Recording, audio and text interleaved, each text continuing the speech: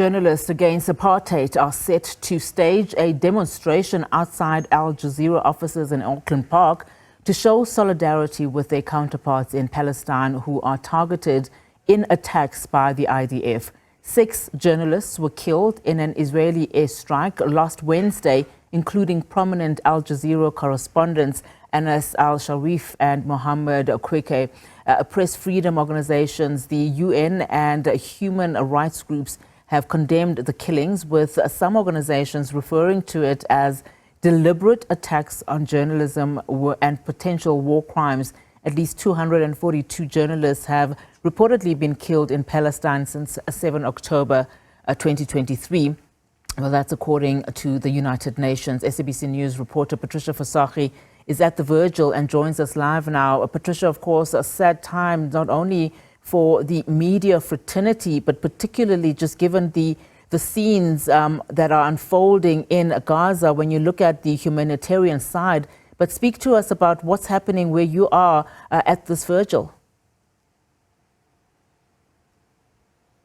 Well, definitely, Unati, difficult time, perhaps challenging times for journalists, in particular those who find themselves in war-torn areas. And as you have just rightly put, of course, the lives that continue to be lost. And this a very clear indication that there is perhaps a global attack on media freedom. And today here you have journalists from various media houses. Of course, you've got the journalists Against Apartheid who have come here in solidarity to pay tribute and to obviously honor the lives lost, but also to denounce, to stand together against the onslaught, against this continued war that we see.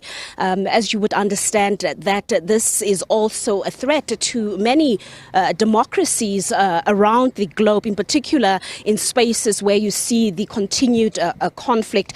I want to bring in Mohammed Qreiqeh Hassan, who is part of the organizers of this particular, of course, vigil that is starting. You would understand that, as I've already mentioned, a lot of journalists that are here to, stand in solidarity.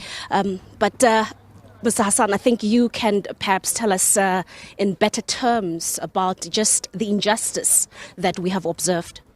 So I think it's important for journalists and media workers at this point to come together and be vocal about what took place and to show that there's no justification for targeting and killing journalists, especially in a space of like Gaza, where there has been so little direct representation from journalists themselves. And I think Al Jazeera has had many journalists targeted and killed.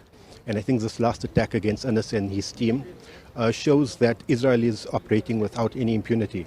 And once journalists are killed, who is there to cover and who is there to tell the story and the truth of what is actually taking place? And I think there's been a lot of people all over the world that have been touched because Anas became the face of what was happening, both between the English and Arabic language. But we shouldn't forget that there's been 5 other journalists that have been killed as well. So this vigil is for the 6 that were killed on Sunday, but also for the journalists everywhere that are undergoing difficulty and oppression in being able to do their job. Just in short, maybe just remind us, how is the rest of the evening going to unfold? So there's a vigil that's taking place now, and then a small march to 44 Stanley, where there'll be a documentary screening about Gaza under fire, showcasing the journalists that have been targeted in Gaza, with a discussion followed afterwards.